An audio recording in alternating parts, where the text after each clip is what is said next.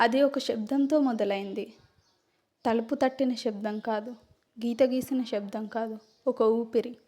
రవి గ్రామమంచున ఉన్న ఒక పాత ఇంటికి కొత్తగా మారాడు. అది చాలా చౌకగా దొరికింది, కానీ అతను పట్టించుకోలేదు. రాయడానికి అతనికి నిశ్శబ్దం కావాలి. మొదటి రాత్రి ప్రశాంతంగా గడిచింది. రెండో రాత్రి ఆ ఊపిరి శబ్దం మొదలైంది. సరిగ్గా రాత్రి 2:12కి రవి ఒక్కసారిగా లేచాడు. ఆ ఊపిరి శబ్దం వినిపిస్తుంది. అది పెద్దగా వినిపించలేదు, సన్నగా, తడిగా, దగ్గరగా వినిపించింది. అతను కూర్చున్నాడు. అతని గుండె గట్టిగా కొట్టుకుంటోంది. ఎవరు అని పిలిచాడు. నిశ్శబ్దం. మళ్ళీ అదే శబ్దం. ఈసారి అతనికి అర్థమైంది. అది ఎక్కడి నుంచి వస్తోందో.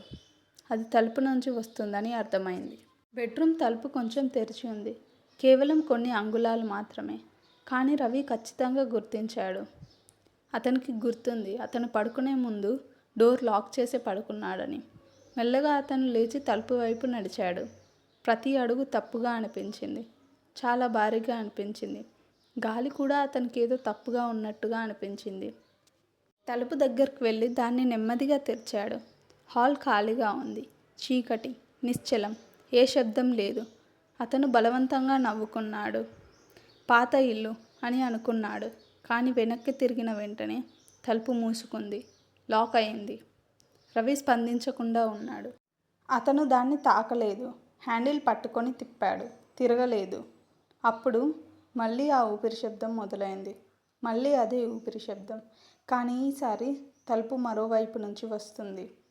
ఎవరున్నారు అక్కడ అని రవి గుసగుసలాడాడు.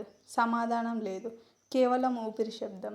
నెమ్మదిగా, ఆకలితో ఎదురు చూస్తూ రవి వెనక్కి అడుగులు వేశాడు. తలుపు చెక్క కంపించడం మొదలైంది, బలంగా కాదు. ఎవరో తన ముఖాన్ని దానికి అద్దుకున్నట్టుగా లోపల నుంచి. అప్పుడు ఒక స్వరం వినిపించింది, సున్నితంగా, పగిలిపోయినట్టుగా.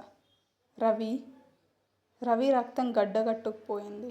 అది అతని అమ్మ స్వరం, కానీ ఆమె చనిపోయి 3 సంవత్సరాలు అవుతోంది.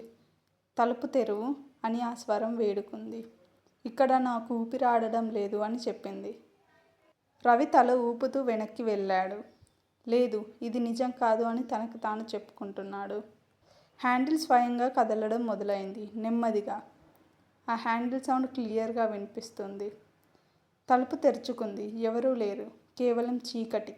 కానీ ఇప్పుడు ఆ ఊపిరి శబ్దం ఆ తలుపు వెనక నుంచి కాకుండా ఆ రూమ్ మొత్తం నుంచి వినిపిస్తుంది. రవి పరిగెత్తాడు. గది నుంచి బయటకు వెళ్ళాడు. హాల్లోకి వెళ్ళాడు. అతని ఫోన్, అలాగే అతని బైక్ కీస్ తీసుకొని బయటకు పరిగెత్తాడు. రోడ్డు కనిపించేంత వరకు పరిగెత్తాడు.